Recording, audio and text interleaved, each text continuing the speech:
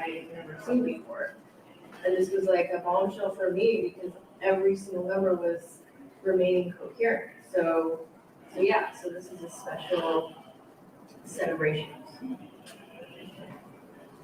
All right, so now that we understand frequencies, geometries, and oscilloscopes a little bit better, now we can talk a little bit briefly about imprinting electromagnetic fields.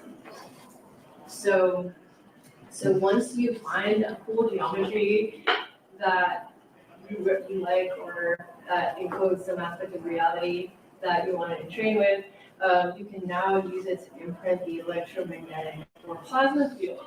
So first thing you do is you can run the frequency.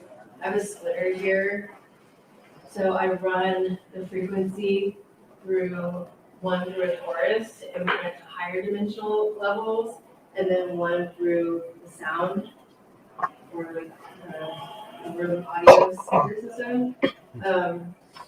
So you can imprint the geometries into the electromagnetic field using coils, and then you can encode the geometry into a tuned plasma field using a device like Quantify.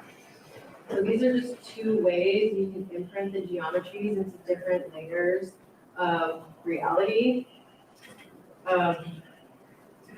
So geometric forms are capable of modifying the aether into electricity, magnetism, and nuclear forces. So I have some technology right here that I'll demonstrate later, which is going to prove that this is emulating a particular geometry, because this is going to visualize it in the oscilloscope. Yeah, I'll get into that a little bit later. Okay, yeah. And that was what I was just talking about. So coils such as the rodent coil act as amplifiers that harmonically multiply the input frequency into the electromagnetic field range. So basically what that means is that if you have a frequency like 100 hertz, it's going to be multiplied by itself over and over and over again, just double, until it's in the range of the electromagnetic spectrum, maybe in the kilohertz range, depending on the amount of copper coils there are. That's just going to impact what level of the electromagnetic field is going to be resonating. So that's what these coils do. They're amplifiers that amplify frequency from the auditory into the electromagnetic. And the coil acts as an electromagnetic field amplifier. The EMF mic acts as a receiver. So while this one steps frequency up into the kilohertz spectrum, this one takes signals from the kilohertz spectrum and it harmonically divides by two until it's in the range of 20 to 20,000 hertz auditory range. And that relationship is now put into the oscilloscope so we can have a window into the electromagnetic field behavior, which is crazy because you can put this up into the laptop and see the chaos. And we're going to do that later. It's super cool. All right. Yeah, and so you can see this EMF mic right here. It goes into the frequency response resonance of 90 kilohertz. So it's taking frequency from like the 80 kilohertz spectrum and is harmonically downstepping it.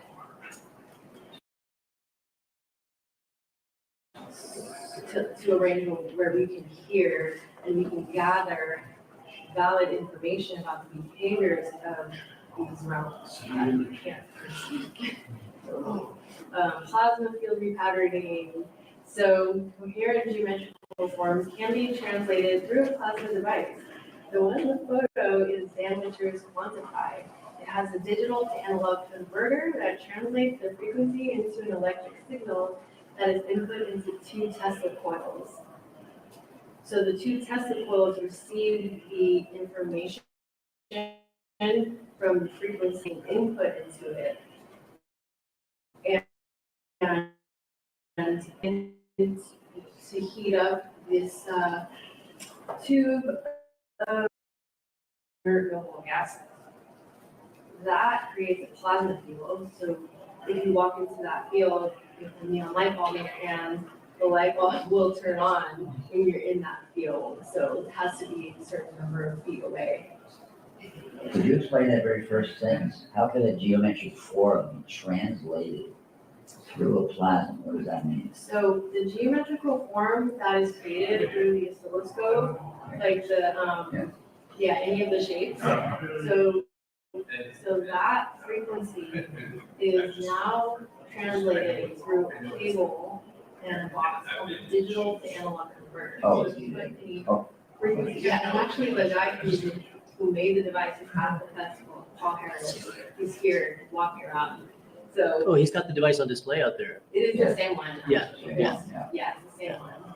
Yeah, so you can input any frequency into it and it will tune the plasma field to that frequency, which is incredible, right? It takes all the frequency technology to the next level.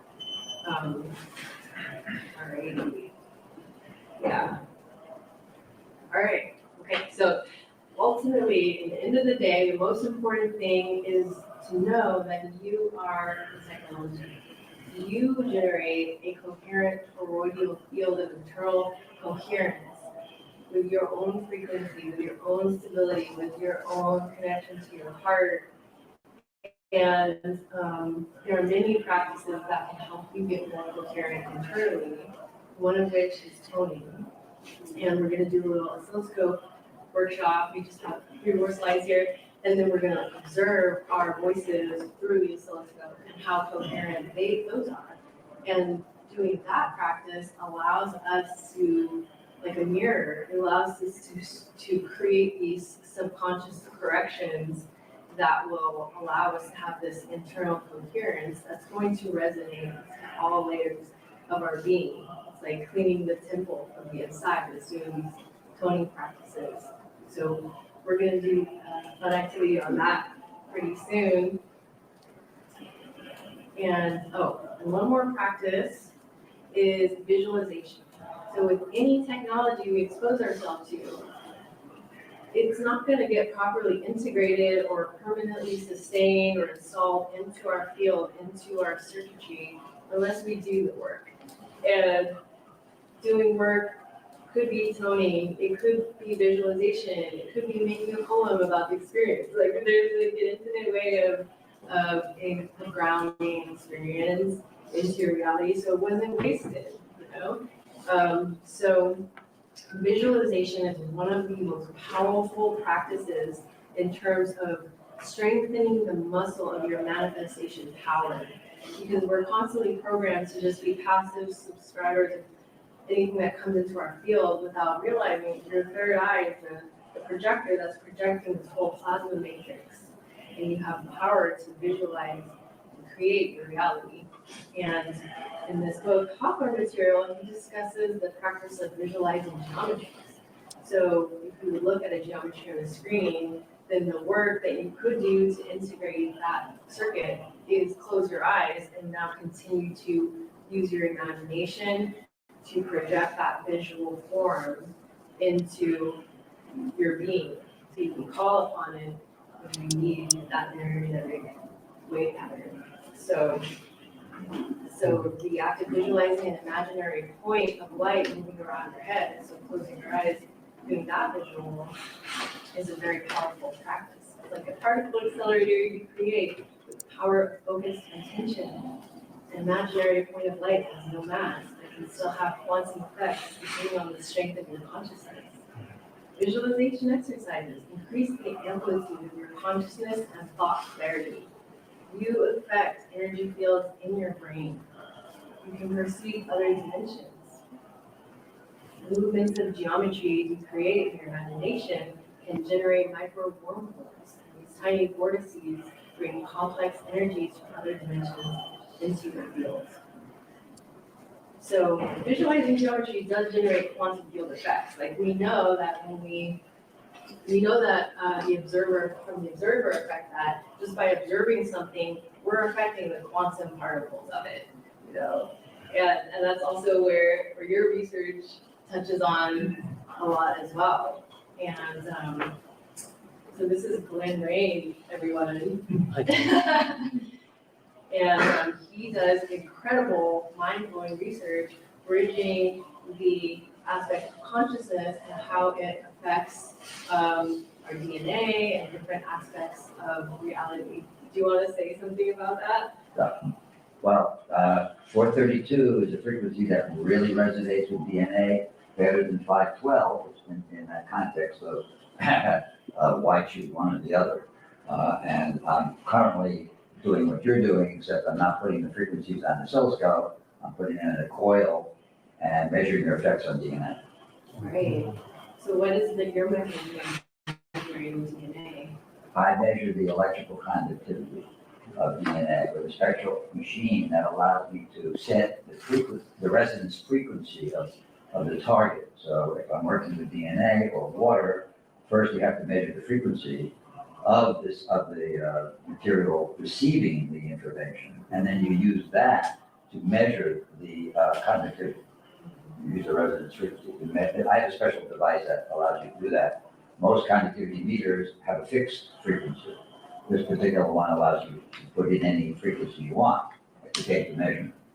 So that makes the whole thing very sensitive. So I can measure very subtle changes in the frequencies and measure change in the DNA. Wow, and so what were some of your frequency findings other than 442? Well, I did it a long time ago, and some frequencies increased conductivity and some decreased conductivity.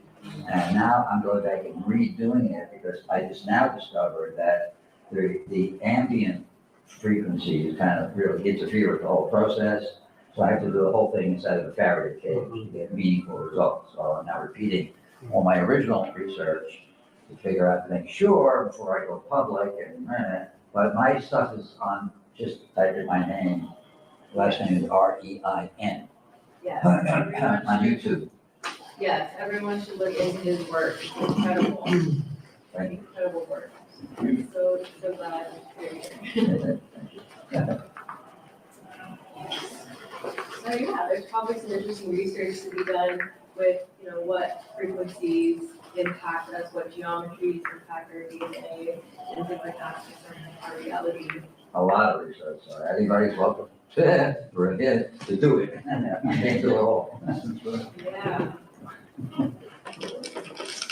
Okay, so some more research topics that I'm interested in is converting right frequencies into geometries that can be projected onto body parts for potential healing as an idea for future research. Hey, Bernie, you there? We can't cover the healing part.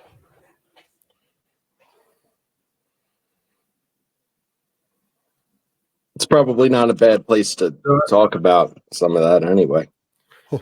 Stuff I definitely believe in, as far as, in the process that I undergo or started to, for like meditative purposes, they call that like resonant tuning. It's adjusting your own body vibration to certain frequencies to be able to undergo the greater meditative process that you're trying setting out to at that time. And there's different octaves that you could tune to, depending on where you're trying to, what state of meditation you're actually trying to achieve. Mm-hmm. But the overall effect is, could be like, all over your, kind of all over your body, as far as like a felt effect, Yeah, I agree with that. Get that Yeah. frequency in it, change a little bit. Can't go outside, get a little heat on you. That's it. Yeah, just Yeah. change it just a little bit. If you've ever like listened to a song before and, kind of fallen into tune with the song, like, there's like parts that could become so powerful that like you could literally feel it, Yeah, not that. all too much different than that. Ironically, if you even if you have a terrible voice, if you sing along with a song, Oh yeah. you could actually find yourself in that state, more frequently. But as Sheela and BurnEye were both saying, there's tuning issues with most modern music. So even when you fall into sync with that, it's falling into sync with biological dissonance. If and that's just kind of it. The 440 tuning that they changed it to is known that the resonance scales, if you look at their unification model and their as to the frequency of everything, it's known that particular number, okay, it doesn't fit into a scale of wellness. Like it's not able to be divided up into a lesser form of something that has creative or embracing effect on any system, because of the number itself. That's why at 432, 432 could be divided up into something that could be resonated at different frequencies. Yeah, in her presentation, it's still, I guess, another full chapter until she gets into the demonstrations. But the first demonstration she shows is when using the 432 hertz in the scaling frequencies with just the natural geometries and resonant frequencies like the Schumann and like the solfeggios and stuff like that. You get coherent geometric shapes with 432 that are just stable and they're solid. And then when she does the same solfeggio, same Schumann and all the rest and the octaves in 440, it's just this complete scattered ball of static incoherent Chaos. Yes, chaos, exactly, right? So it's like where you're either scaling in a system that is naturally harmonically resonant, aka coherent with the resonant frequencies of everything else in the universe, or you're using this other incoherent, scattered, chaotic mess that we're now on. Yeah, and unfortunately, we can't talk about the subject that interacts with that mess. So, yeah. Yeah, the best part, right? Right? The one part we all want to talk about, we can't. So I'm sorry. Well, if you want to tie this into something equally as fascinating, and also understand why the one of many reasons why English is the most widely used professional language, okay, is it has to do with vowels and the actual waveform of the words and the structure of English sentences. If you look at them in comparison to other languages, there's much more like comparative resonance, if you want to call it that, derivative resonance of the word and structure forms of English. And there's no mistake as to why that is. The English is the only language that's considered Germanic, but it's not a German language. It's fully phonetic languages, right? Like the ancient ones, like Aramaic, Aramaic. Arabic, Aramaic. Sorry, Hebrew, Sanskrit, and that they were the word structures. The sounds were actual full cymatic geometries, full cymatic frequencies that were these same coherent geometries. And that now, when broken down language, it's this chaotic, scrambled, non-coherent, non-resonating, because it's non-resonant frequency speech. Yeah, when you talk about the fact that English though was it had no natural progression as far as its development. Okay, it was basically created.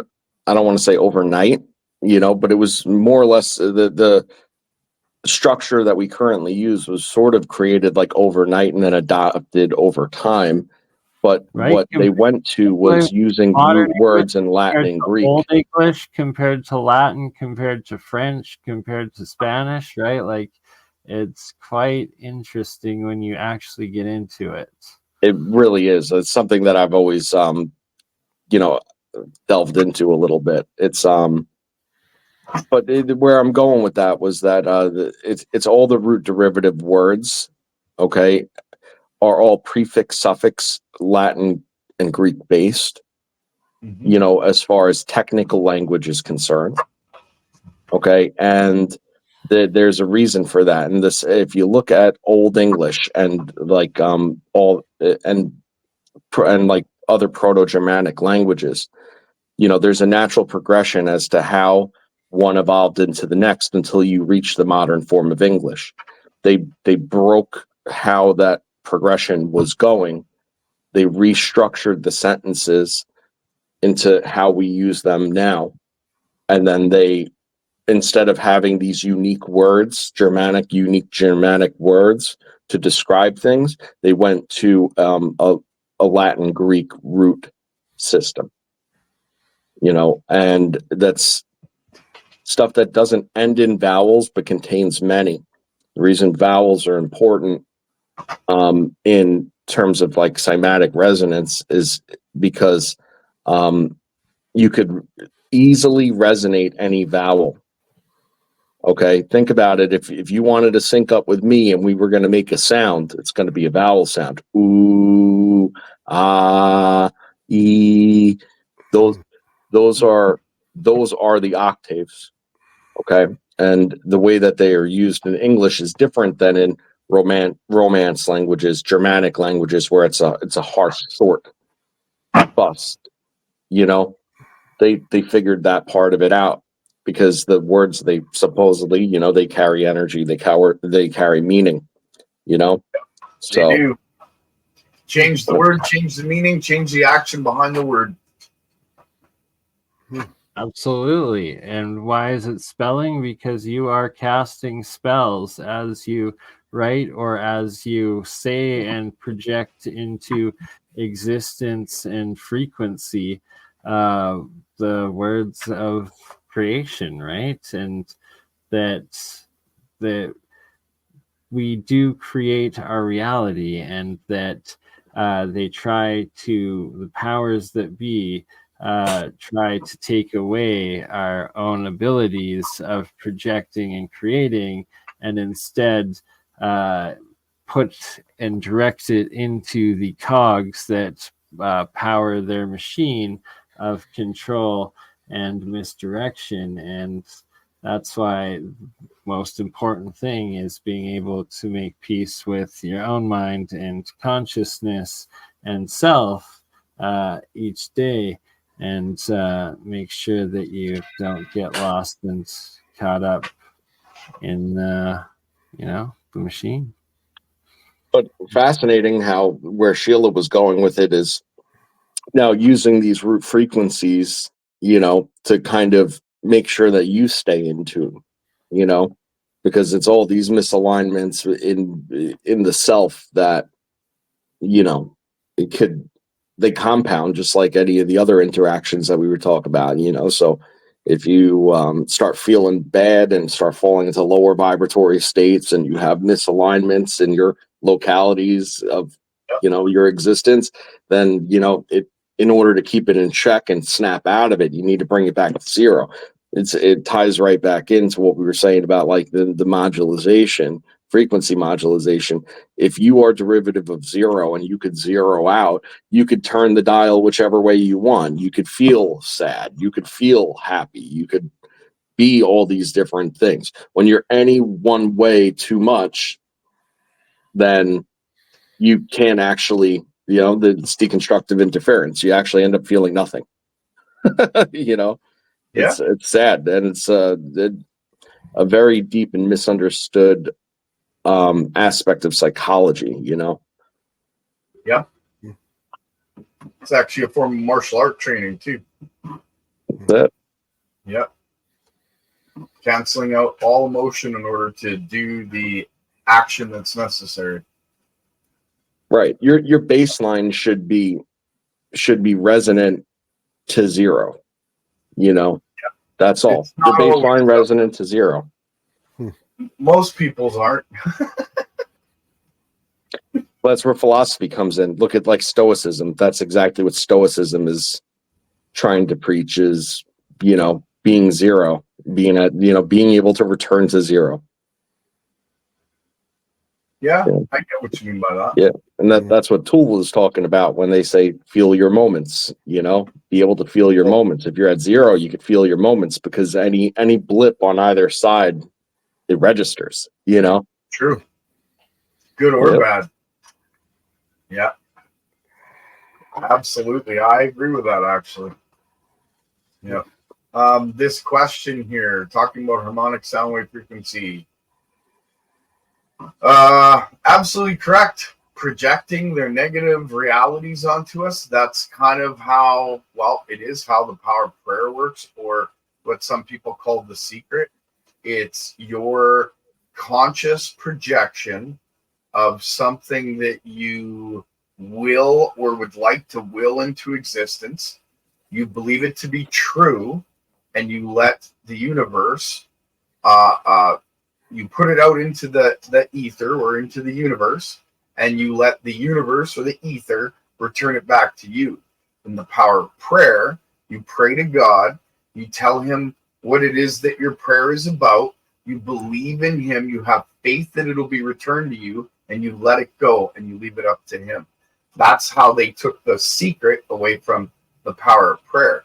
But ultimately what it comes down to is your conscious effort into life, into what it is that you would like to see in life. You put it out there, you have faith that eventually you will see it, and you let it go, and you just let life happen. And 9 times out of 10, it comes back to you. Yeah, the pieces, they fall into some kind of order. The trick with that, though, is that if you lose that zero resonance, you lose your intuition to be able to recognize it, But and then that you does- end up missing the bus sometimes. You know, as far as like things that you asked for that could have been, that should have been, but you think, oh, how come it isn't happening? And it's just because you failed to have that Clouded your intuition to see the path.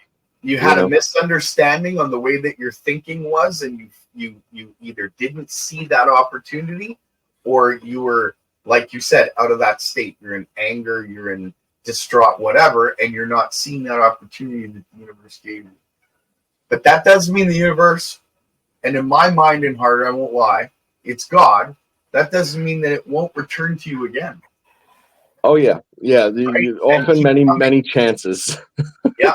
The secret, the law of attraction and the law of one, and being able to project that reality, and that it seems That all that stems from the Bible.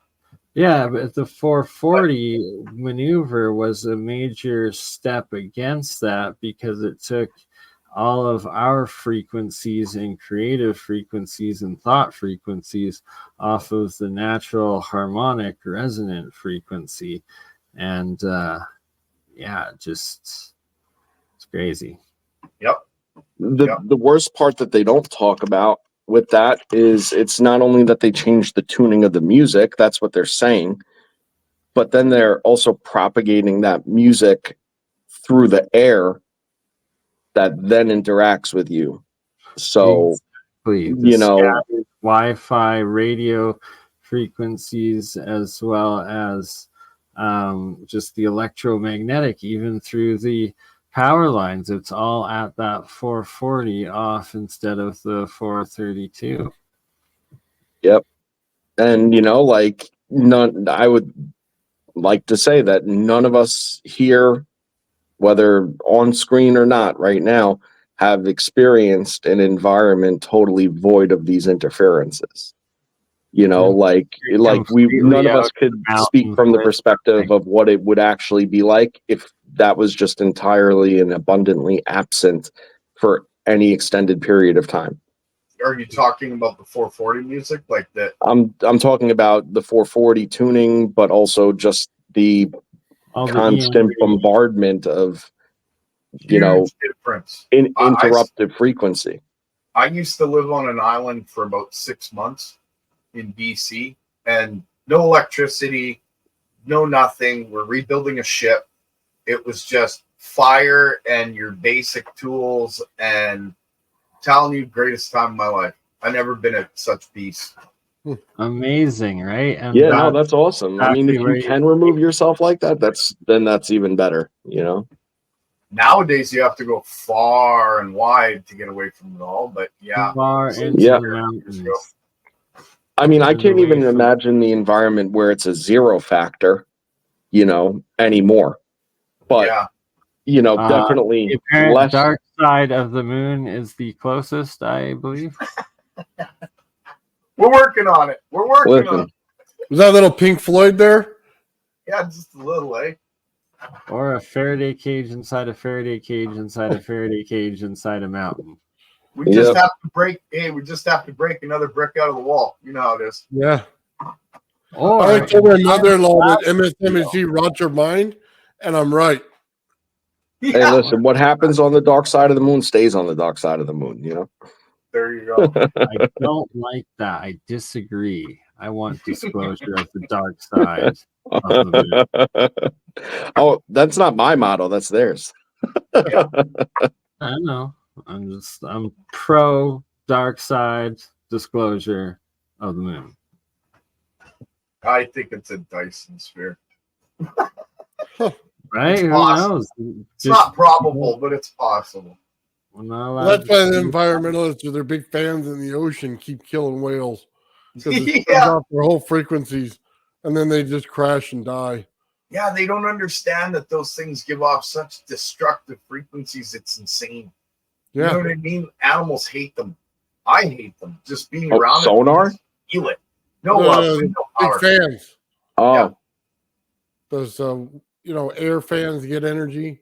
Yeah, the right. wind We can't. farms, Yeah, fans. Sorry. wind farm. There's a bunch of fans out in the country where I live. And when you go walk by those fans, you can feel the vibration. Largely. I don't know if I'm sensitive to it or not, With but giant blades freaking Yeah. moving yeah, through. they it. have a They're certain so frequency huge that you just outside they're moving so fast. It's crazy. well, Gerald, wait until you get further into the video from yesterday. I experienced something just like that at the office building, you know, at that I worked in, and I could feel it, and it would make me like not the best, and I just kind of asked around, like, "Hey, I mean, if you, nobody else felt it." Hey, so I got to tell you guys this story. But before I start, I'll say this. Take it with a grain of salt. Consider it woo. But this happened. And it happened to me and my brother-in-law. We went to our local building where all the politicians get together. You know what I'm saying? And it's an exact replica of Solomon's Temple. Okay? So we went into what's called the rotunda. And when we went into that, there's a dome. It's 3 stories tall. There's a dome above it. And then there's a hole at the top of the dome where light comes through. And it's literally an echo chamber. Absolutely perfect echoes. I know my of the brother-in-law building you just speak of, and it's huge. It's got a golden Yeah, boy on it's- top, and it's and exactly, it's got black exactly. and white tiled flooring. Yeah. So here's where it gets crazy. We went in there, and my brother-in-law brought his flute and decided to play a little tune. So he played a little tune. No big deal. All of a sudden, I'm starting to feel a little woozy. You know, maybe we should leave the rotunda. So we leave and we go upstairs. all we did was start to walk up the stairs after playing that little tune. All the doors on the inside of that building shut. Bang, bang, bang, bang, bang, bang, bang. Right after that, him and I both got dizzy, got sick, and had to literally leave the building. And by the time I got to the top of the stairs where I was walking outside the building, I was almost falling over. I had no energy. It was as if I had run a marathon for 3 days solid and just got everything pulled out of me. We had to sit for an hour and a half before we get on our bikes and leave the area. And that was all from being in that little rotunda and blowing that little tune. Not sure, but I'll tell you, the people that were in that building, the people that were in that building knew something was up, because otherwise all those doors wouldn't have closed. And the security that was at the doors when we came in that we said hello to was gone when we were leaving. It was like the building was empty. It was wild. And my brother-in-law testified to that. It took me a day to actually get normal. So I have to wonder, when we talk about sound and resonance, that building was an exact replica of Solomon's temple.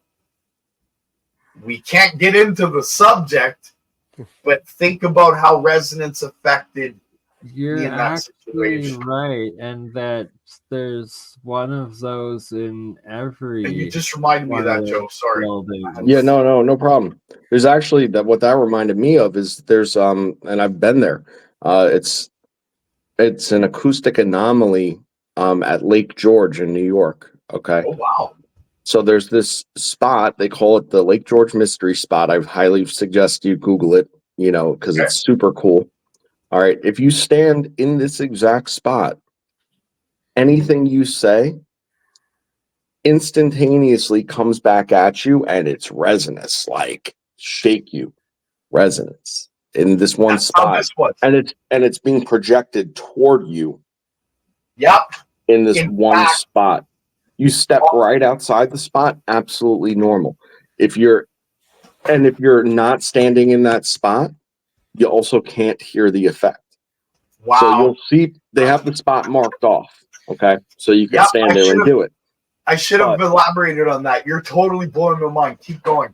Yeah. So if you sit there and you do it, you're producing the effect and getting the effect. But if someone's standing directly next to you, it's as if you're just talking normal. That's what happened to my brother-in-law. I didn't elaborate into those because I didn't think it mattered, but you're just blowing my mind. On the floor is painted. It looks like just a pattern, but it almost looks like triangular arrows pointing to the circle that you stand in. And the circle that he stood in when he played the flute, I barely heard it. But when I walked into the circle and he was playing it, man, it was like it resonated through my body. You want me to explain it? Go Simple. right It's all it is it's acoustic refraction. Okay. That results in constructive interference. Okay. And it has to do with And the oval what ends shape. up happening is you're sending out a wave. Okay. The wave refracts into itself. It scalars and refracts into itself. Okay. It zeroes at that point and then it returns. And if you find the points of refraction of the scalar, you could sit there and scream. Okay. Now, mind you something, we're talking about acoustic. We're not talking about energy drain. Okay. We're talking about acoustic in this circumstance, right? You could sit there and scream from that point. And if somebody was standing at the other 2 points of refraction, which they don't have marked out, okay, you wouldn't be able to hear the person. Wow. Even though it might only be a handful of feet away. That's cool. That's crazy. And because that spot is the return to sender effect. You know, the implications of that is astounding. We can't talk about them, but wow.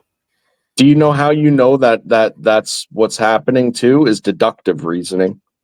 Okay. If Yeah. you were only talking about an acoustic only phenomena, okay, there would be a delay. So it would be like an echo.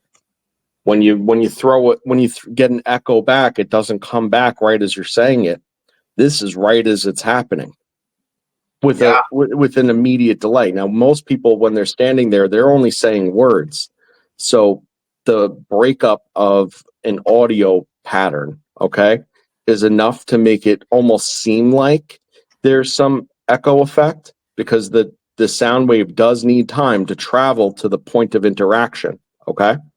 Yeah. But if you were to make a continuous tone with, once it starts, where you then change your frequency pattern, the offset is only, it's so minimal that it can only be omnidirectional. Uh-huh. Yeah. Wow. So because that makes me wonder, because there's a few of these buildings that have been built in Canada as replicas of Solomon's Temple, and I wonder what I gotta be careful. There must be a purpose, because you don't just do that accidentally, and you don't do it for nothing. Right. You know what I mean? That's very interesting. This conversation's blown my mind. I love it. I love it. You have to know a little bit about everything to have these conversations. You can't have it with everybody. It's the thing. That's very true. I talk to certain people, and they're like, I just keep it to, like, my barbecue stuff that I like to do, because or the art, and be like, oh, look at what I did, whatever. Because honestly, if I actually talked what I'm thinking to them, they're just totally lost. I've tried it, and it's people don't never get it. been a It's because never it's a cross between esoteric, old electrical engineering, the new electrical engineering, ether, quantum physics, consciousness, spirit. Like, it's all intertwined, and you can't have one without the other. You can negate talking about some of it, but it essentially is all intertwined.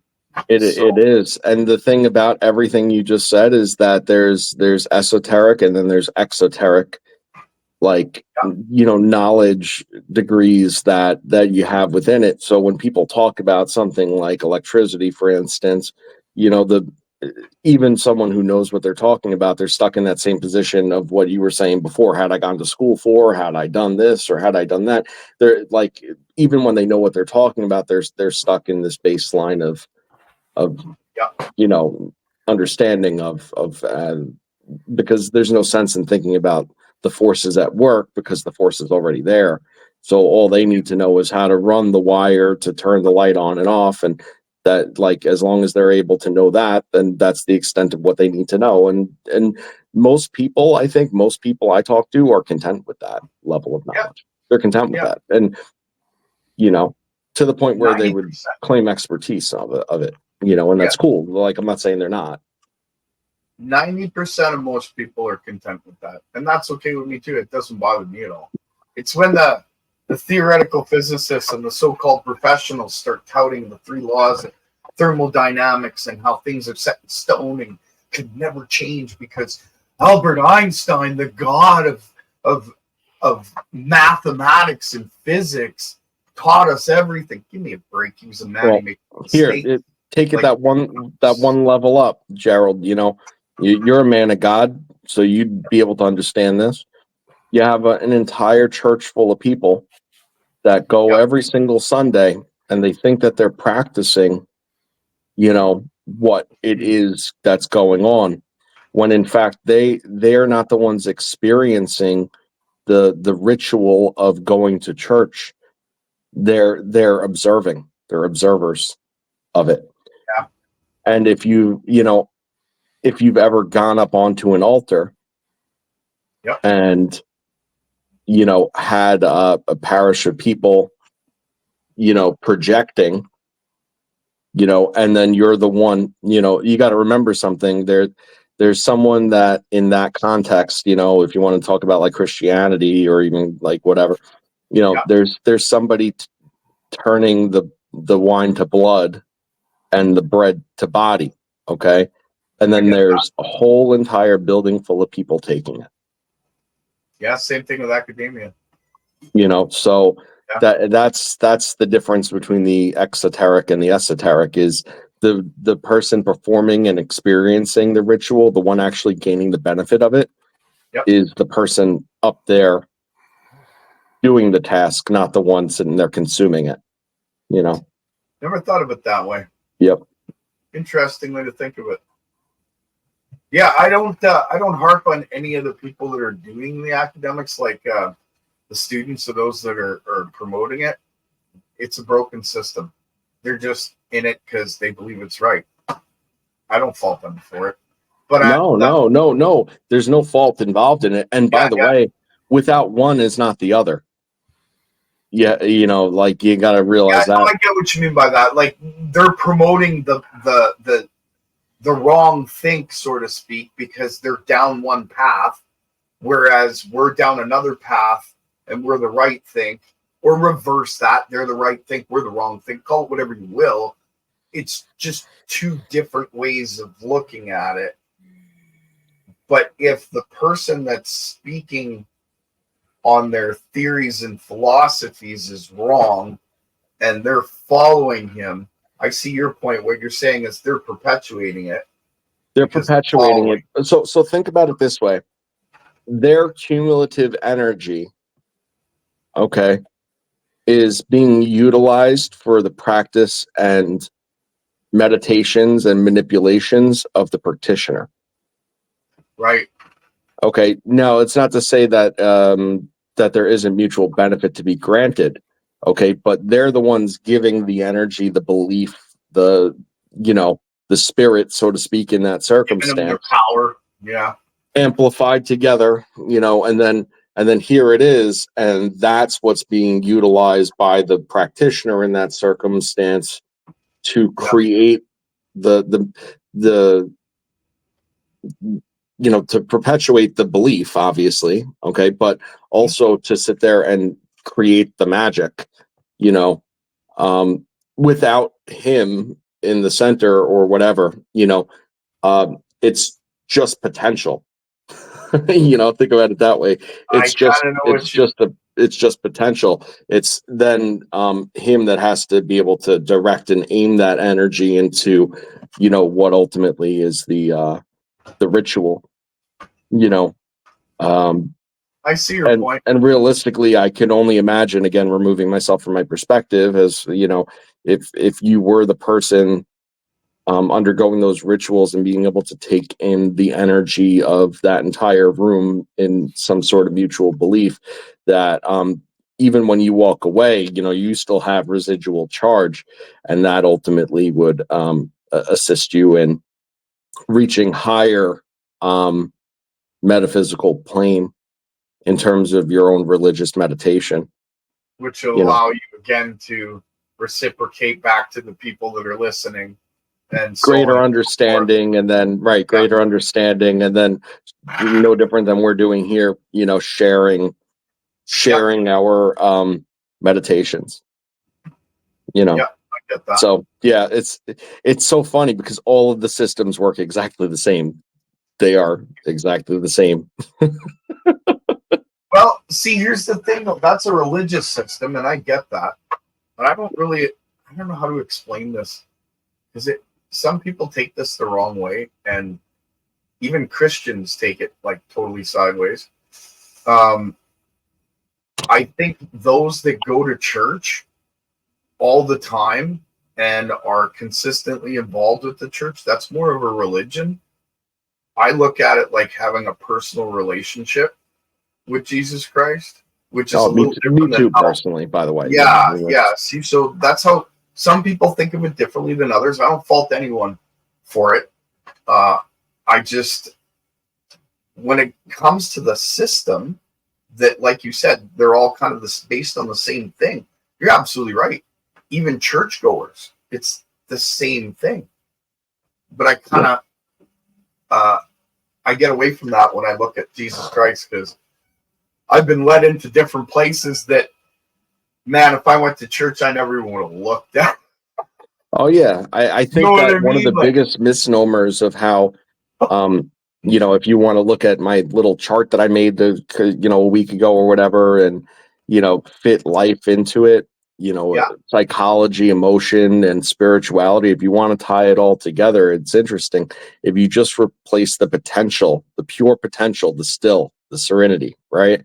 If you replace that with the word love, okay, and then you realize that everything that forms beneath it, okay, is either a derivative of love or fear of not love, okay? Fear. Yeah. Love and fear, all right? Fear of not love. Everything else is derivative and interactive constituent of those two things. That's it. Very The true. result of the initial two constituents. And before there was no love, there was only love.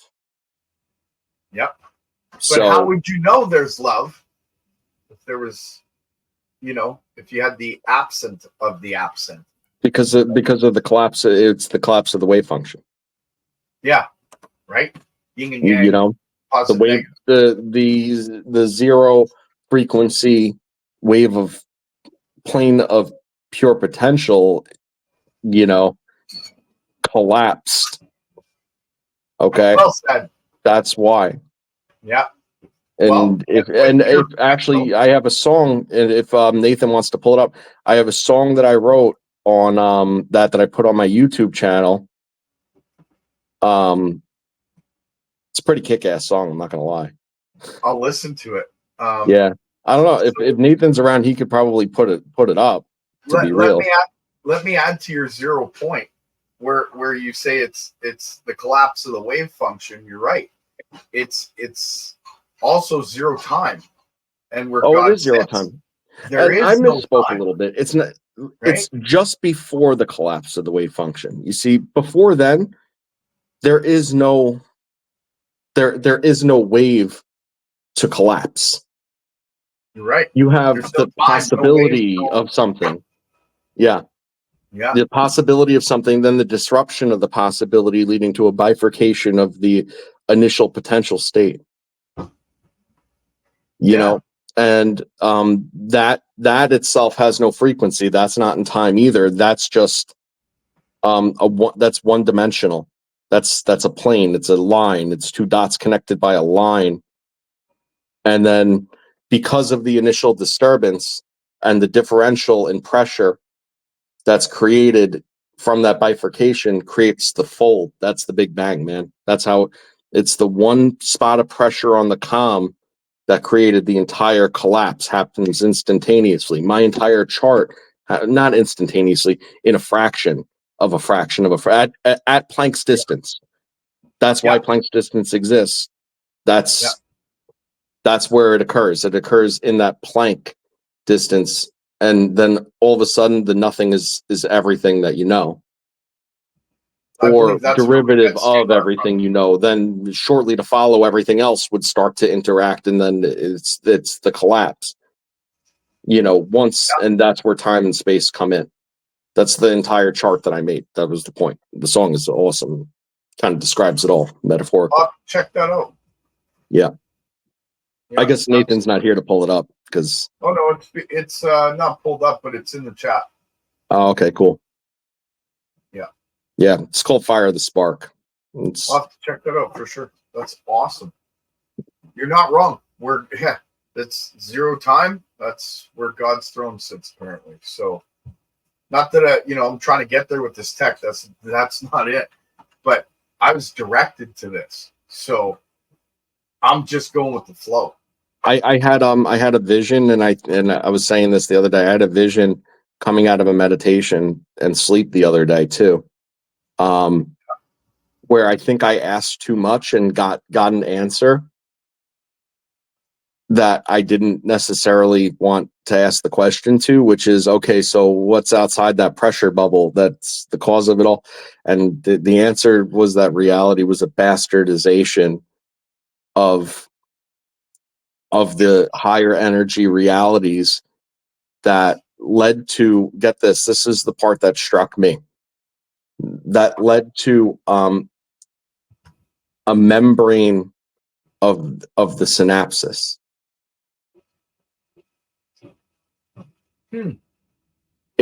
What it was implying is that, you know, that there was a break in a synaptal connection, basically brain damage, that led to an intrusive, you know, an intrusive incoherence of the, you know, base system, so to speak. That's an interesting thought.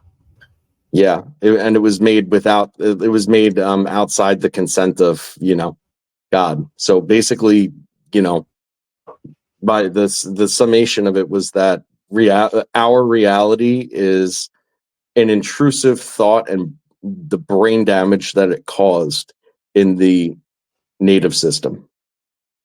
Interesting. Of the higher realm, which immediately brought me back into the thought of Gnosticism. Yeah.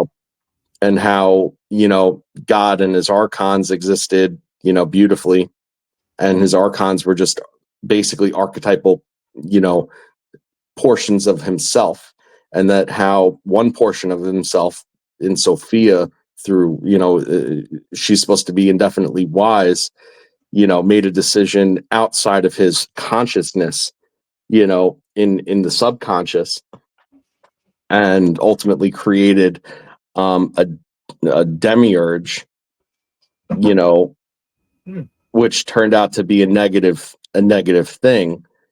And if you think about demiurge, okay, not even an English word, right? Yeah.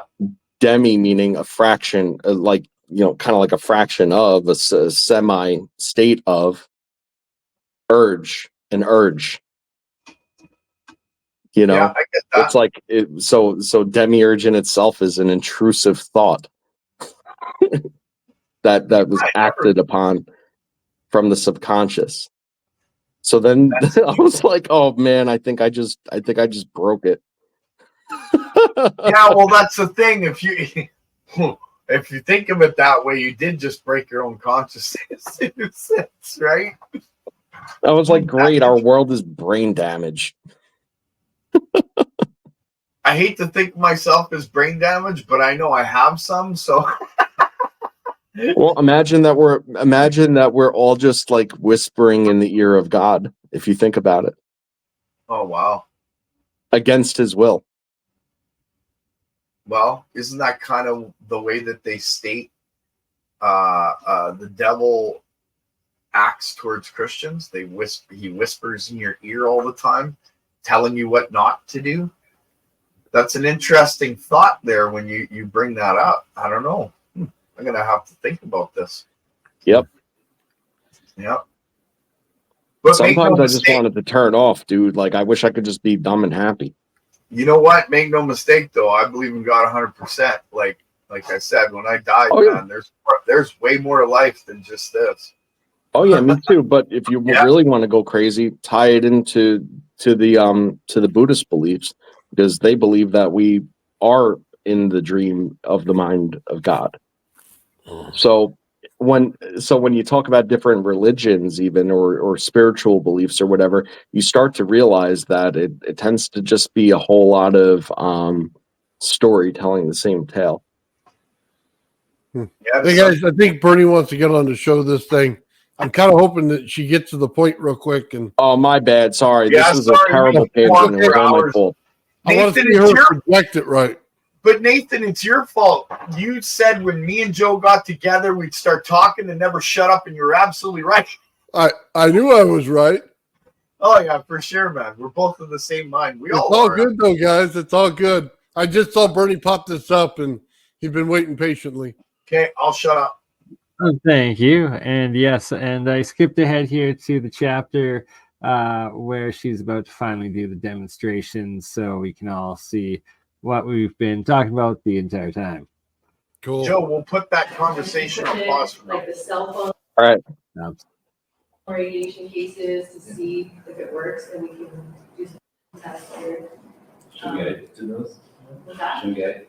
yeah, I love I showing. mean, to make the pattern from the cell phone go from incoherent to Yeah, coherent. and we're gonna look at that. Oh. We have a, yeah, like if anyone, I know we're gonna go on for a minute, so yeah, if anyone has to leave, feel free, but we have a lot of cool stuff. I'm distilling like 10 years of my research into this lecture, so, yeah. But yeah, so just for future research, if anyone wants to look into any of this stuff, these are just things I want to put out into the collective. How can different frequencies be used to synthesize different elements? So this is something I think Malcolm might and Bob Greenyer might be able to research with the thunderstorm generator, because I know they are finding these micro elements and what if you apply different frequencies will that affect the types of elements that are synthesized, like real alchemy. Same with language too. Language is also alchemizing different etheric elements as well. So how does sonic geometry build with neural networks? How can they be used as antennas for telepathic communication? And how can they be used to restructure water? How can sonic geometries influence DNA and rain?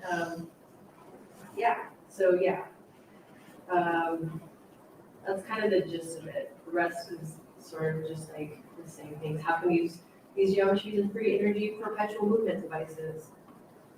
So yeah, that is that. And now we're gonna go into the fun part and look at some demonstrations. Oh yeah, and so this is my contact info. If you guys wanna take a photo of that or anything, this is my email address if anybody wants to get in touch. And my artist name, if you Google my artist name at the bottom, there'll be millions of results, because I used to be a techno performer, performing all around the world, like techno, was boiler room. Yeah, so that's my artist name. Okay. All right, so now we're gonna look at some cool demonstrations. So we have so many types of directions we can go into. Maybe since, I want to cater to what you guys want to see, do you guys want to see, would you rather see the EMF device visualized first, or do you want to see the plasmoid geometries first? Plasmoid, okay. And we can run the plasmoid frequencies through the EMF device. So maybe let's do that. Will the microphone that you have pick up like harmonic, like overtone singing? Will it pick up and show that up pretty well? We can do a demo and look at it. All right, cool. Okay, so this is the plasmoid unification synthesizer. So like I said, out of the plasmoid unification model, and I'm gonna have that right here.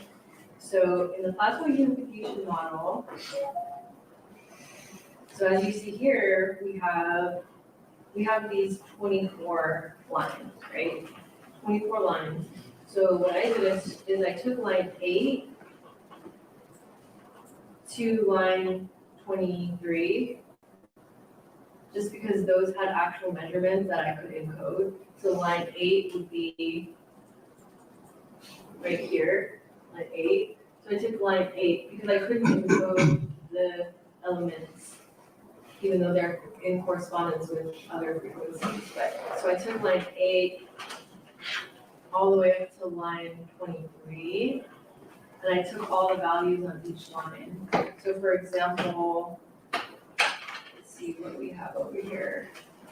So for example, if we wanted to look at line 14, light, then we would go up here to line, and we would find line 14. So then, the next thing I did is I started at the lowest value. The lowest values are in this column here. It's kind of like a clock where the 1 is.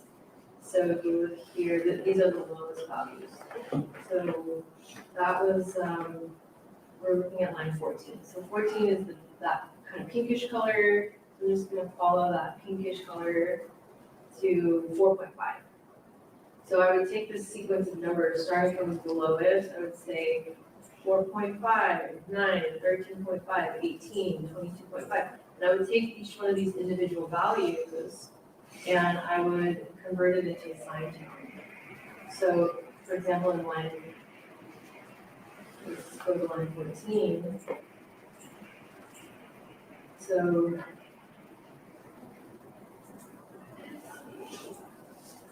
line 14.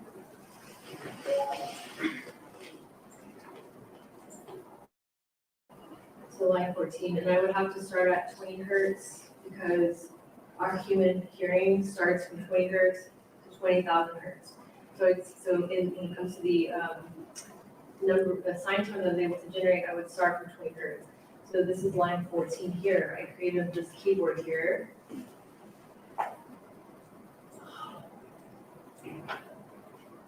So, okay, I'm just gonna hit the 3 button, turn volume is too loud.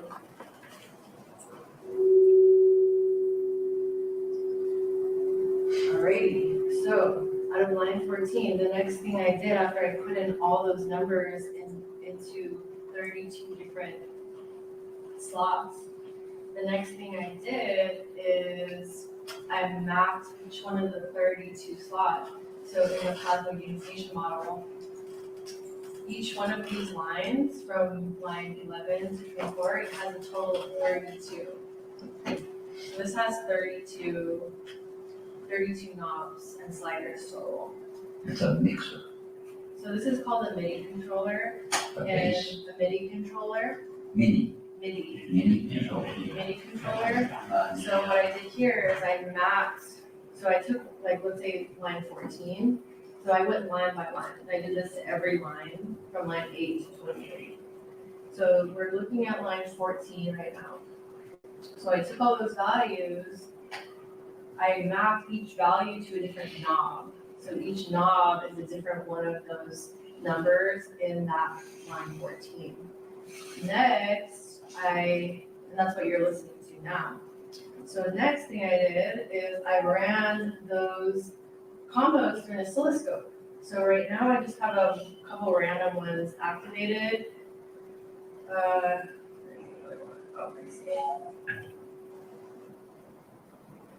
Yeah, so now I can just go through and select literally any random 2 or however many, literally every single one is activated. The geometry will remain coherent. Coherent means still. So what you're seeing right now, the stillness, it's actually a rare situation for a combination of frequencies to maintain that stable shape without moving, and that is a property of this tuning system that's not found in like the 440 tuning system. I've actually created a file that I want to show you guys so you have a point of reference in your consciousness of what that 440 looks like. Because if you only see these perfected geometries, then it won't really make sense. Yeah, so it's good to have a reference point of what that chaos even looks like, so we can just take a look at that.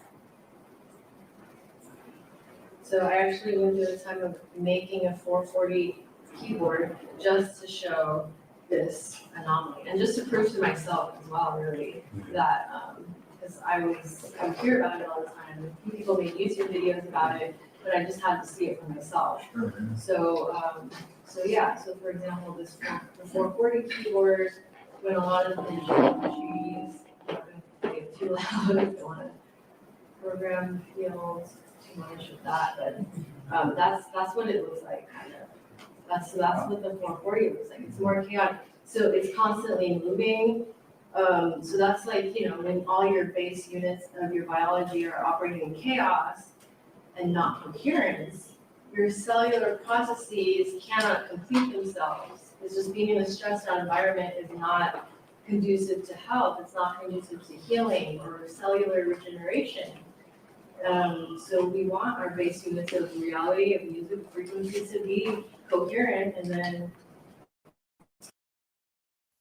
Yeah, so here's the point that was discussing all along in the demonstration. You can see this spiraling mess and jumble of chaoticness at the 440 compared to when she is entering in the 432 and show what build that some is instead. those stable elementals.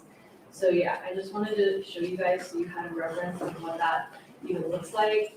And now we're gonna go back to the plasmoid implementation model. That's the base of all of our Western, like, Yeah. So yeah, at the core base level units, you know, it is the majority of the 440 system is based off of chaos. G is one word. A. Hey, okay, Yeah,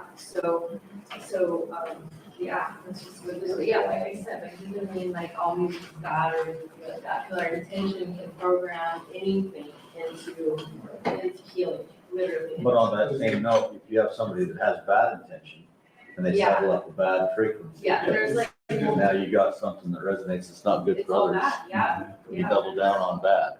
Yeah, it's all that, we don't want, and whatever they play on the radios intentionally, like, not only with the micro negative energy, but also with the macro negative energy, and that's what our consciousness has been bombarded with our entire life, of like, you know, just, you know, bad vibes, you know, like, just extreme. still beautiful music, but it's just not. Yeah, so we've all been, you know, like MTV, you know, just like old rap lyrics, it's just like really programming people's minds into really negative harmonic of being.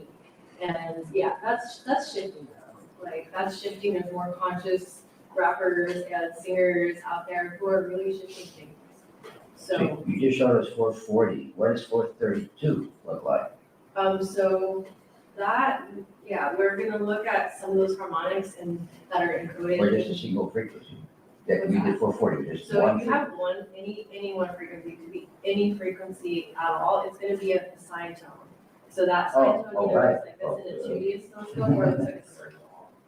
So that's gonna look, one pure frequency is gonna be coherent, so when you combine two frequencies, they'll either be, Oh, yeah. so the one you just showed us was 440 plus, It was just like 3 different notes and, 3 different frequencies. yeah, it was just a chord, a combination notes in 440, but now you're gonna see how if you take, and that was only like maybe 3 or maybe 4 notes playing simultaneously from the 440 system. That was like, let's say 4. Whereas in the plasma unification tuning system, you can have 32 notes playing at the same time and the geometry will be completely stabilized. Okay, wow, that's huge, because just remember the demonstration of that cloudy spaghetti thing, and that was only 3 to 4 frequencies played over top of each other, giving you that. And now what she's about to demonstrate, and that it's up to 36 frequencies that are going to give some of these coherent geometries that are produced. Won't move. Stable geometry. So yeah, let's just take a look at line 14. Oh, this is really cool. But theoretically, you know, in my head, in my simple brain, it's more than twice. And have a bad intention on it, and later it's bad. So, well. Ding, ding, ding. Wow. So let's show you.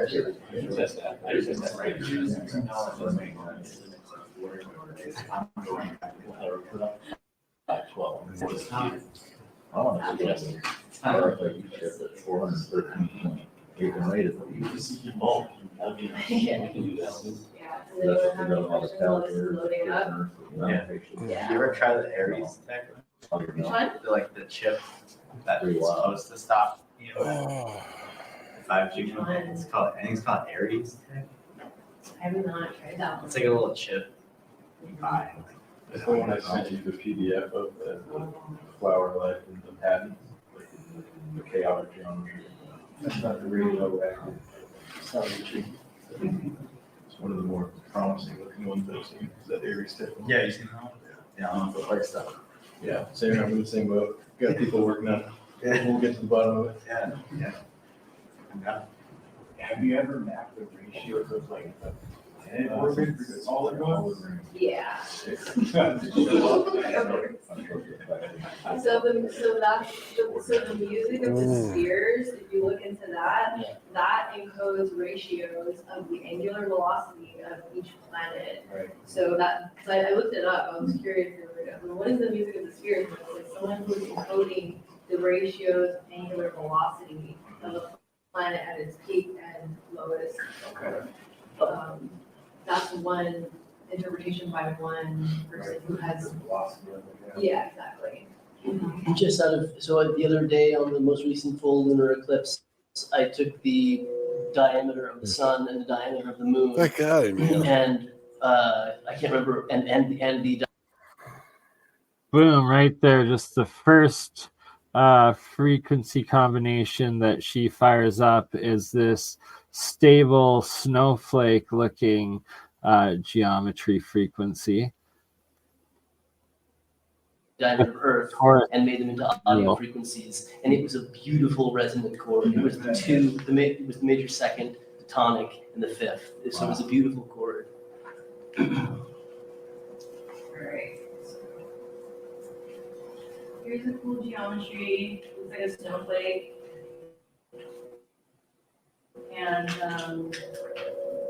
gonna That's a bad one. shift that a little bit. That's chaos. And so this is just line 14. Every line has its own properties.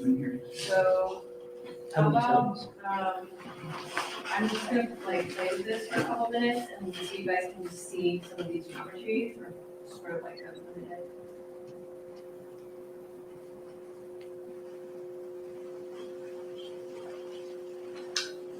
Yeah, far more than I would be at that point. This guy asks a lot of questions.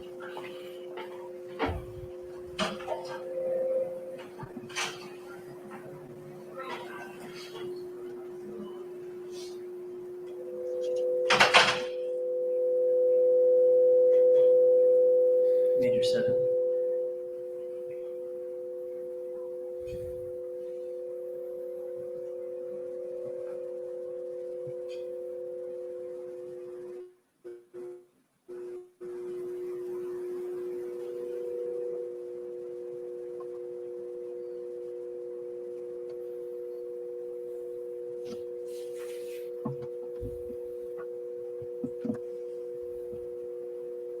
That's amazing.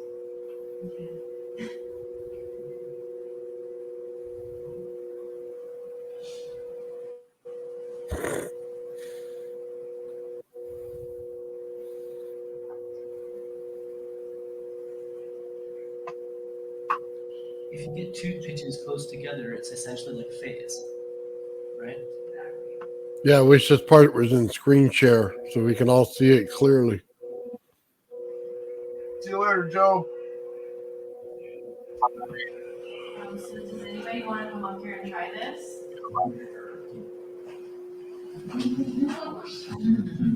Okay. So you can mess with any of the 32. This is the first 8, second 8, third 8, and fourth 8. So yeah, maybe just have like 2 activated at a time. And if you're gonna bring in more than that. Now it's like guys just altering different frequencies and shifting them on your control panel. It's all Rates. Are these rates or frequencies from right? in 432 So this ratio. Pathogenic. See that there's no spaghetti, there's no all over that. Everything has a geometry as some frequency. However, if you want I later wanna on build to see one the of right these systems. frequencies visualized, I can totally show you that. Oh, no. I'm just curious, because, the Therapod outside here. Yeah.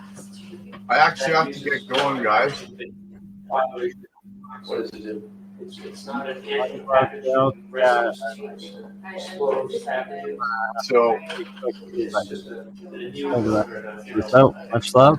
Yeah, I'm gonna take off because I got some things I gotta do this afternoon. Nathan, I don't know, are you having BCers on later? Yeah, V-Sears is on later today. So we're going to talk a little bit of fractals. I'll buzz in later. I gotta go do some stuff this afternoon. When are you guys starting? Do you know? 3 p.m. So I think it's 5 your time. Sounds good. Thanks a lot for bringing me on there, Crypto. I appreciate it. Thanks for all the great conversation. Thanks, Nathan. Joe, if you're listening, thanks for the conversation. I'm sure we'll continue it in the future. And I hope you gentlemen have a great day. See you later. You as well. All right, skipped it ahead here a little bit, and now just going to do some more demos and explaining. Okay. Yeah, I want to see so the line shape. 15, which if you look at the plasma wave communication model, line 15 is resonance frequency energy units. And just to explain this one line, like Malcolm has like a whole breakdown of how those numbers were calculated and how they're manifest in so many layers of reality, like the proteum melting point that turns proteum into hydrogen to 259.2, which is coincidentally encoded into number line 15 as well. So let's see. So on that particular line 15, I was getting all these weird creatures, aliens, animals in the geometry that I couldn't see in any of the other ones. So let's get some of these. That's interesting.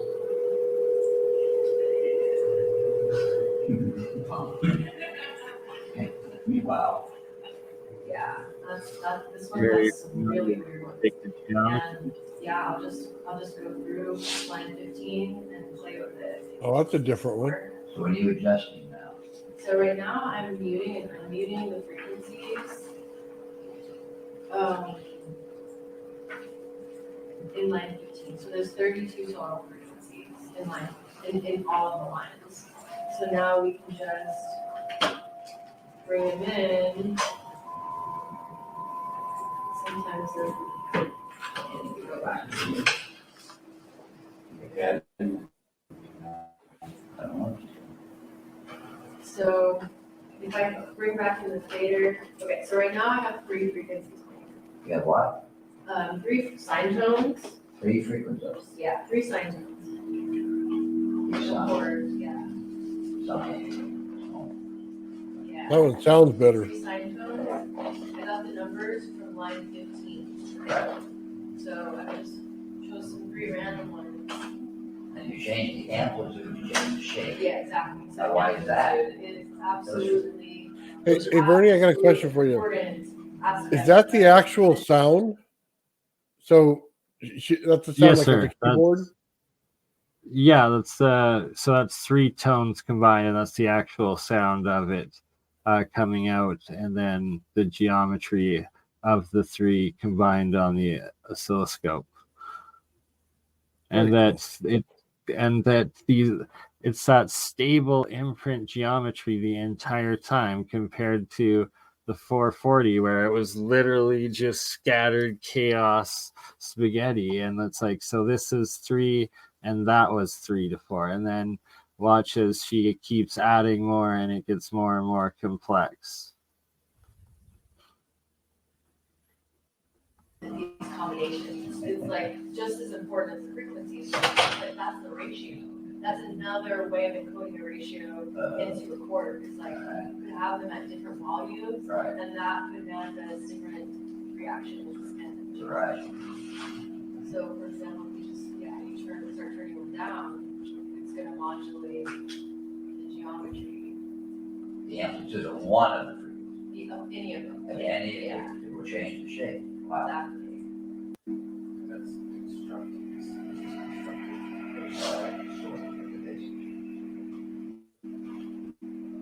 They're standing, like coherent standing waves. Yeah, but they're constructing on, still constructing on each other.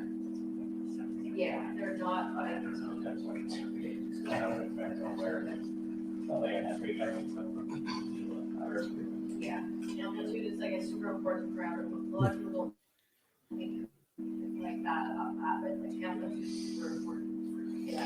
If we took the same ratios with these three notes and we applied them to a different fundamental and then built the same relative ratio structure with three other notes, would we see the same shape if we had the same amplitude?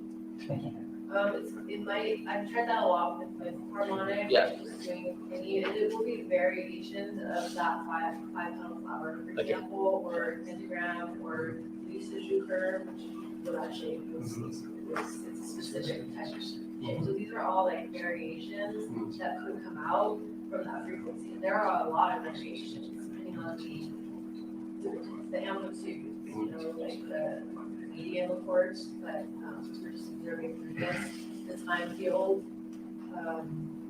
So yeah, so there are some parameters. It's like but an in 80s general, video game face. have any of the same properties to the shape. Right. So yeah, so we'll find a full Wait. shape and then we'll So project it I into want the to electromagnetic field. these How's that? coherent frequency through your guys' This coils. one's pretty good, right? It's nice, Alright, so Electra. I have this splitter coming out of the laptop. The splitter is going into here.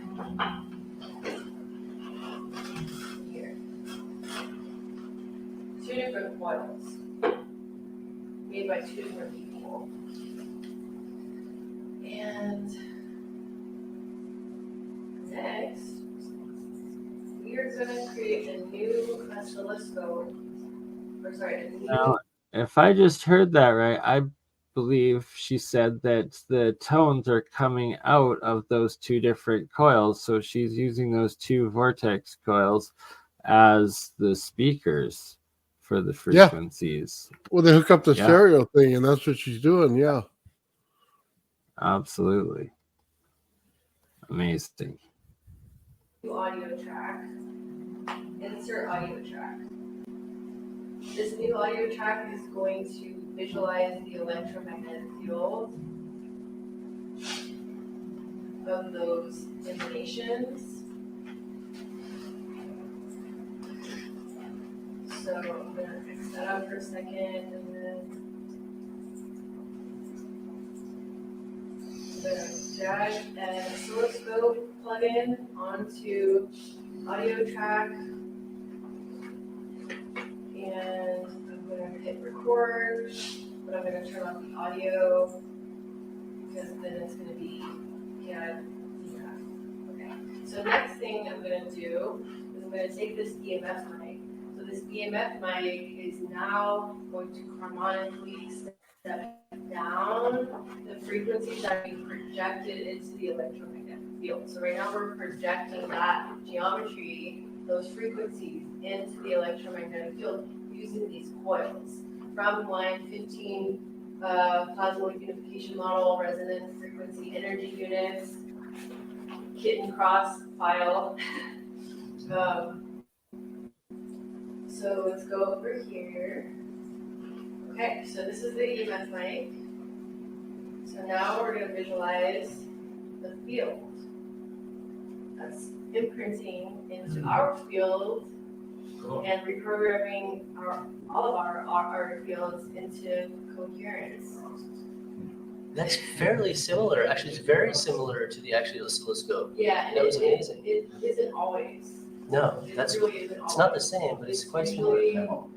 Yeah, sometimes the translation is different. And so, do I have a volunteer who has a cell phone? I was gonna say, Okay, so if you don't want to do this, for too long, because we're amplifying the situation, but here, I'll put my laptop. Like, Same as the 440 go on Amazon for $7 and get an external keyboard and an external mouse for like you don't want this grounding, you don't want to be wasting your precious manifestation energy processing all that garbage. It's just sucking energy from yourself from being able to process energy. It's not worth it. Whereas look, Can you say that to my 15-year-old son again? Alright, so this is the chaos that's coming out of a laptop. that's grounding into your body, radiation that's poisoning you. It's not good for you. Have you got the frequency range on a laptop or a cell phone dialed in? For the combination of what bad frequencies are? Well, It means like it's chaos, meaning like it's a billion frequencies happening at Like- once like and is changing there- every second. Well, I just wondered if there was a dialed in frequency range for cell phones or laptops. No, it's pure chaos. So well, if it we changes look all at the time. this, there's no reaction. This is not imprinting chaos into the quantum structure of your biology. Okay. Yeah, the biology is interesting. We have to do a settings to turn on the amplitude. It's subtle because the amplitude, we are radiating electromagnetic energy as human beings. But the amplitude, like we're talking a lot about amplitude. Amplitude is an important thing. It's frequency and amplitude. Put that in your consciousness. Amplitude is important. So we are radiating electromagnetic frequencies, but at a very low amplitude compared to our laptops. So the laptops are like canceling out a lot of our own natural information. We don't want that. What about this frequency that's going on now? It's creating. Anybody find that a particularly pleasant frequency? I don't. I do. It's the major second and the major third together. Yeah, but there's another situation that I really want to show where it's not, we're not listening to a drone of pure tone, we're literally playing it like a keyboard, but we'll do that one after. Okay, so we're looking at this coherent geometry from the plasma unification model. So I mean, you could also, I don't know if you guys can see what I'm doing here, but I'm taking the EMF mic and I'm putting it up against the chaotic field of the laptop. And now I'm bringing in the torus. And the torus Holy smokes. Wow. the combined energy. And then if I move this torus and EMF mic away, now I can see it's a little alien saying hello to us. So yeah, that's an interesting way to imprint the field. And even this too is interesting because we can have the visual for one, and then we can bring another one and even have another frequency in that, and we can watch these two interact. Well, what does that one do by itself? Well, right now, this one is putting out the exact same geometry and frequency. It is? Yeah, because they're all going through this same splitter. Yeah, but it's different geometry. Yeah, exactly. So So it's they're got slightly different. So feel. let's look. Yeah, thank you. So That's. You're answering my question. Yeah, that is elegant right there. Okay, well, that's coming Well, through. it's- Yeah, so there's some different properties for sure, and some similar properties for sure. So you can plug yourself into this with like you can be just the conduit between that and then LED light. I seen with the road 12 years ago on a video. Can you measure and put up on a screen imagery of your frequencies that are running through your body or what From your body. you may be generating or I thought it was chakra. Oh, yeah, so right now. the I put it up to my heart and say, okay, that's what. Is the actual demonstrations from the frequencies of the plasmoid unification model. And again, I just wanted to emphasize, my whole journey involved the quest to finding the most coherent geometrical base units of frequency that I could use as building blocks for my music production. And, started with the Okay, so the relevance of what she's about to show here, these are the geometries and the coherent geometries when she entered in Malcolm Bendel's sets of frequencies in his plasma unification chart that she keeps showing there, and that it's multiples and I'll just let her explain it. It's wild. the 432, got into the Indian tuning systems, and then when I started cracking the code and converting the plasmoid unification model frequencies into a tuning system, my mind was blown because this was the first time ever I found a system that had 32 frequencies. 32 is the number of notes in each line. I was blown away because all 32 frequencies could be playing simultaneously, and it would incur a stable, unmoving, still standing wave of a geometry. So for me, that was super, super exciting. So I decided to convert this entire thing into a playable tuning system. So now we're gonna look at the oscilloscope. So we're gonna start with line 15. That was the one I actually made first. Line 15 is resonant frequency energy units. So the 1296 that Malcolm was talking about, and I'm sure he could do a whole lecture just on that. It's the melting point of when protium turns into hydrogen. And each one of these different lines that I turned into a tuning system has a different sort of set of geometrical patterns. And for some reason, I liked line 15 the best because the images that were coming through were like little anime characters, like little Pokemon, and like the names of the files are like Tiger Alien, Butterfly Star Fairy. So it's all kinds of just little kittens and creatures that are coming through line 15. So we're gonna start off by looking at Butterfly Star Fairy.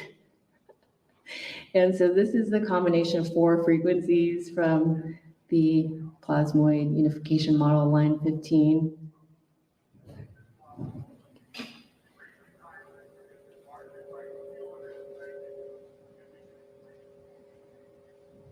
Oops. So we also have the sine tone combination coming out of the speakers. Turn it down. Yeah, so this right here is 4 of the frequencies converted into sine tones. So 4 of the measurements in frequencies hertz. And those 4 are right here. You can see them. And I'm just gonna scroll through and mute and put in some of these different frequencies.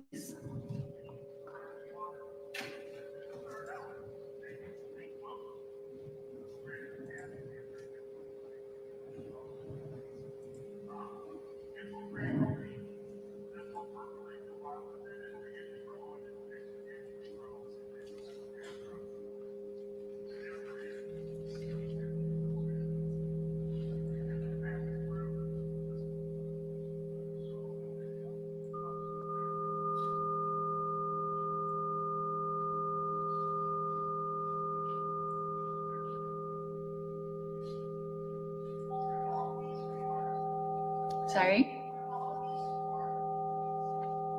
Sorry, say it again? Oh, I can't hear. All of these 4 frequencies 4 times? Oh, yeah, so right now what I'm doing, so the first one you saw, the Butterfly Star Fairy, that was 4 frequencies. And so now what you're watching me do on the screen is muting and unmuting more frequencies. So right now I have 607.5, 526.5, 405, 202.5, 162. So I'm just kind of, right now, what I'm doing is muting and unmuting each frequency line by line, so you can observe like how stable and coherent the geometry remains. So if this was a 440 tuning system, this would be moving around and it would be total chaos. And again, I can show that to you momentarily what that looks like, just so you have a frame of reference of what a chaotic frequency combination looks like. for example, if I changed one of these frequencies, it would go and it could look like a flat line from the side. So it's just important to know that. But what I'm really concerned with here is the stability and the stillness that is being maintained in this numerical system. And that is really exciting stuff for me. This set of tonal values, which you're also listening to, it could also be played as a piano. So musicians out there could use this tuning system to make melodies, beautiful melodies and music. So I'm just gonna take out all the frequencies now.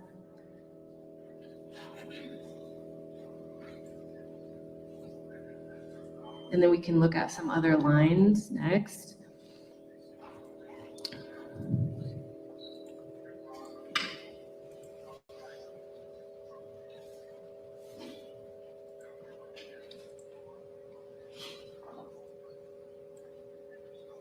Sometimes there's really compelling geometries when you only have 2 or 3 selected at a time. There's some really interesting, more simple geometries that could be used to make various technologies. Some of the simpler stuff, like you could print it out and wire wrap it into an antenna, or use the same geometry as a coil and then put the same frequency that created that exact same shape into itself for a more coherent field.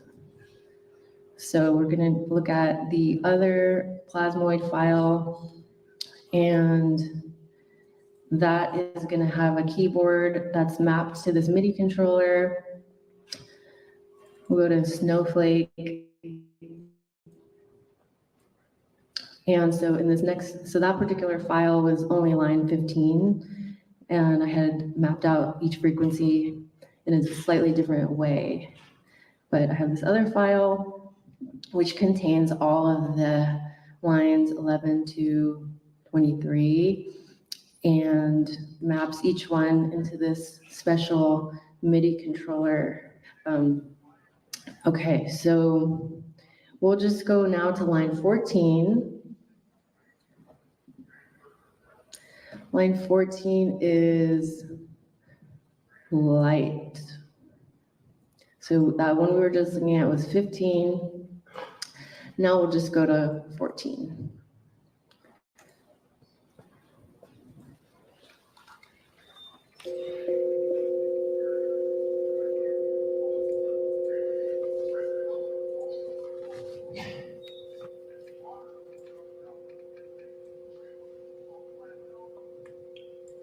So this is a really cool snowflake in line 14. You're also listening to that snowflake as well, and it's also being projected into the electromagnetic field with this coil. So I'm just gonna mess with this one using the pitch slider.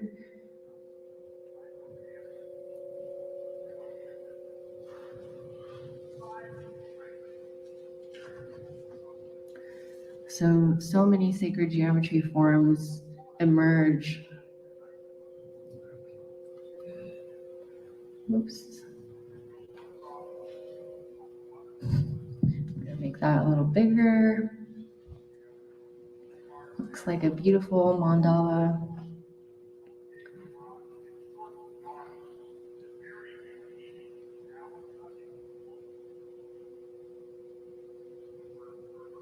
So what you're observing is frequencies interacting with each other. So this is programming your synesthesia pathways in your brain to understand the geometry of sound, which there is one.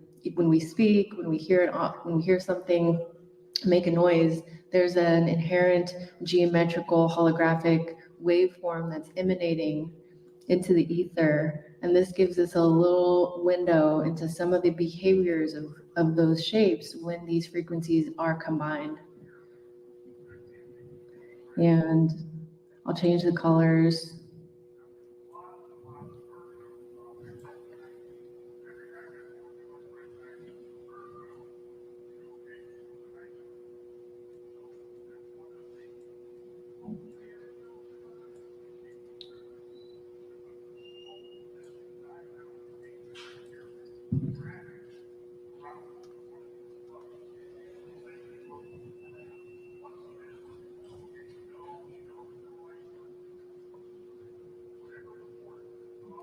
So these toroidal shapes come up a lot, and the flowers come up a lot,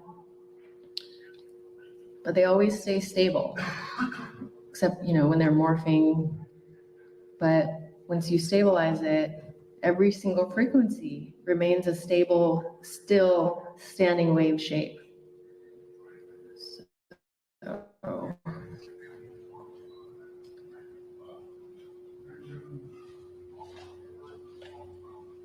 and again, so when you modulate the amplitude, that can modulate the way the shape looks. So I'm just changing the amplitude or the voltage of one particular pitch or frequency, and that's what's creating these shifting patterns.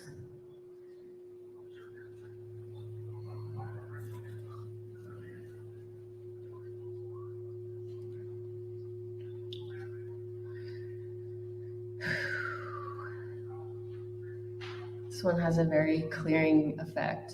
I feel like it's clearing energy.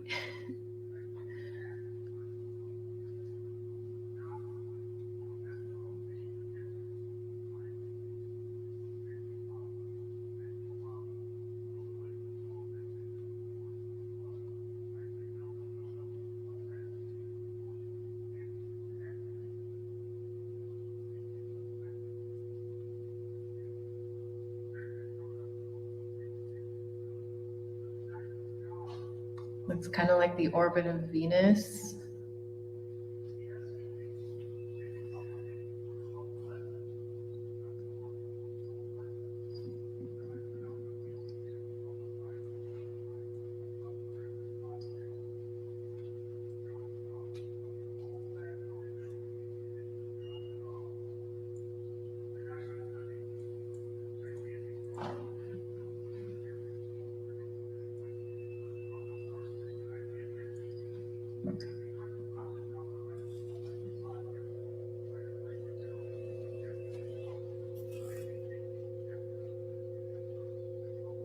And all of this can be explained by mathematics as well. When you do calculations of sine and cosine functions of different relationships to different frequencies, this could be mapped on a polar coordinates grid. So it's where math and physics and science and art all intersect, is with frequency and geometry.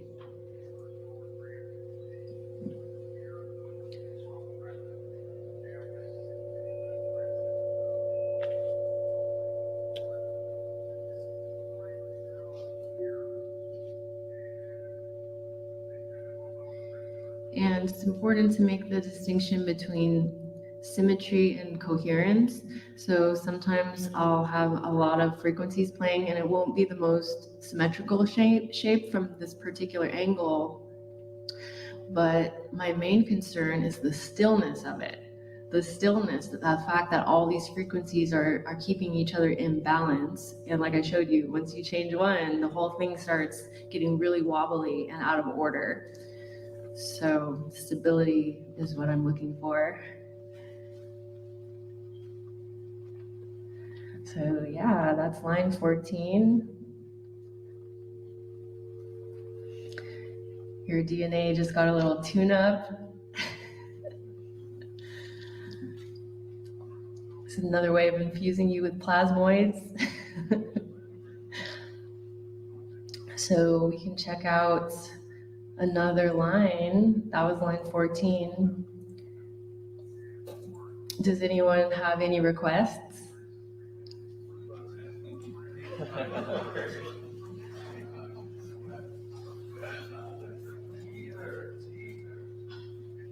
It's line 17?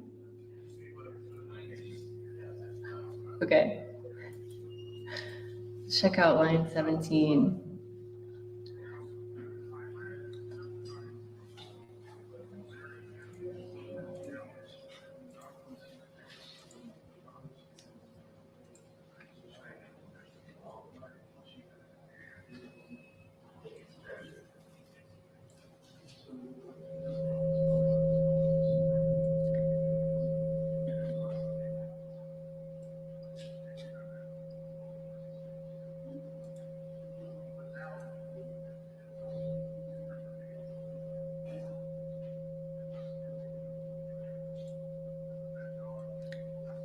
So these controls on the right, they just control the XY axis of the angles.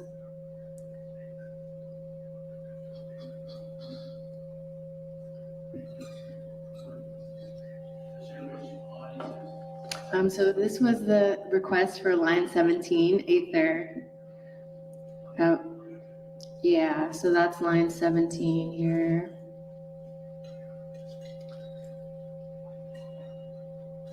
And line 17, that's the purple one.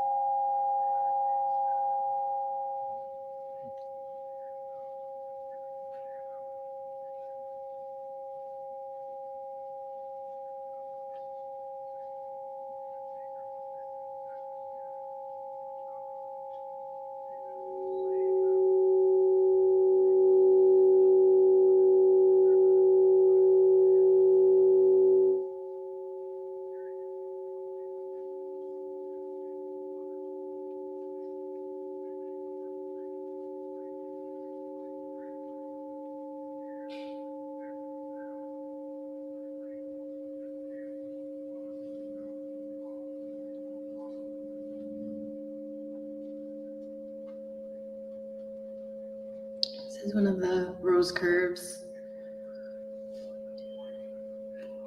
7-petaled rose curve. This rose curve is created using a specific ratio.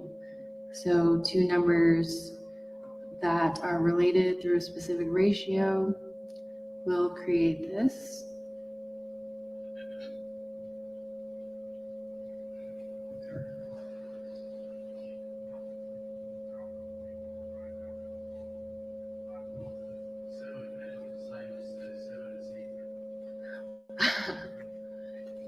Yeah, so ether is 7.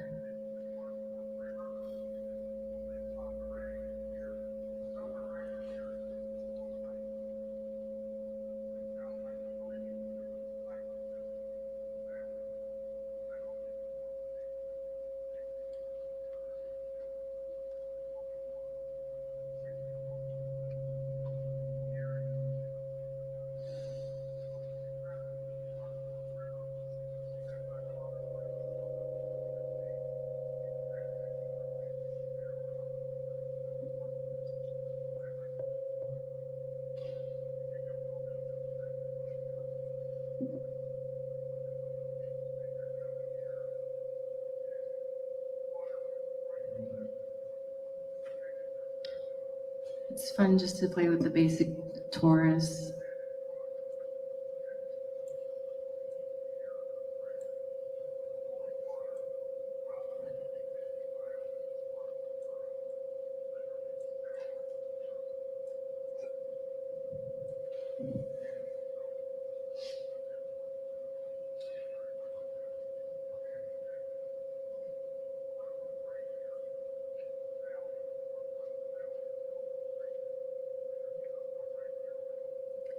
I do think there's something about looking at a geometry and also simultaneously listening to its sound that is soldering some connection in our brain between our visual and auditory complex.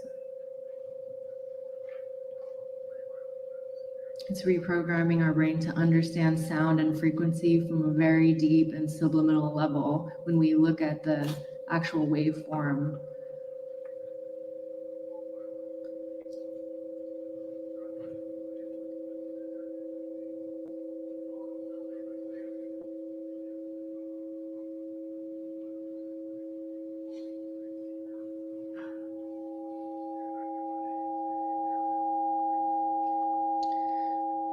So I'm gonna take this to the next step here, and I found this cool geometry that's really pretty. So what I'm gonna do now is I'm going to imprint this into the electromagnetic field using the coil, the rodent coil. And I'm gonna prove to you that that's what's happening with the EMF mic. So we'll take this geometry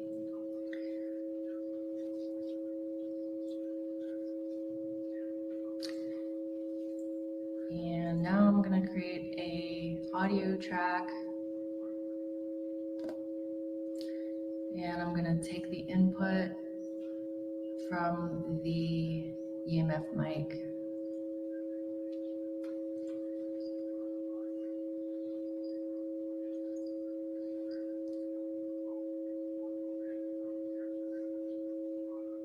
Turn it down.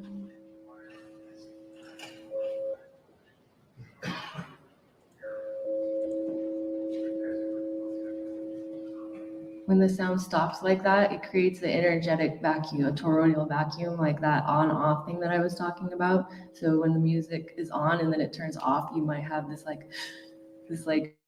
feeling of like a clearing sensation because a vacuum was just created. All right, so.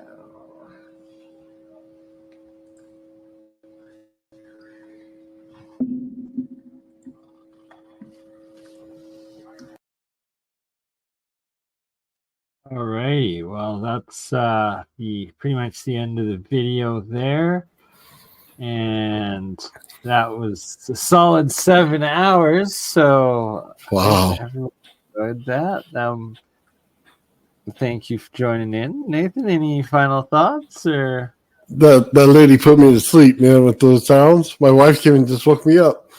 Right, like that. Well, I think that's part of the intention of it, and that we're not even experiencing the real aspect of it because it's like you have to be there and be experiencing it going through those coils and like running them through the coils that you're building, right? And that Gerald is building, as opposed to what we were hearing was that then being recorded from Jordan at Alchemical Science cell phone microphone and recording, and then from that copy or half decent capture from the camera phone, then replayed through whatever you're listening to this on. So it's like it's nothing whatsoever like you'd actually experience the intensity of when you're in proximity to the actual coils putting it out.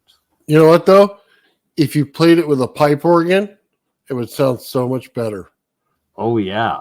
Well, that's what they were doing in the organs and the cathedrals. Yeah. Sure. That would sound really good in a cathedral with the sound, the structure of it, and then the piping in there. So that'd be a totally different sound altogether. That's something we got to experience one day. But until then, we'll let you go, and thanks for joining. And we'll be watching in a few hours when you're back on. Yeah, Fringe Think Tank. We're doing 3 o'clock Pacific Standard Time, so that's probably 6 o'clock on the East Coast, and then 2 hours from that, so 5 o'clock in Canada. Very nice. So, all right, guys, I'll see you tonight. Thank you for having me on, Bernie. Appreciate it. Brother, always a pleasure. Have a good one. Bye. You crazy mother. Yeah. It's just burning.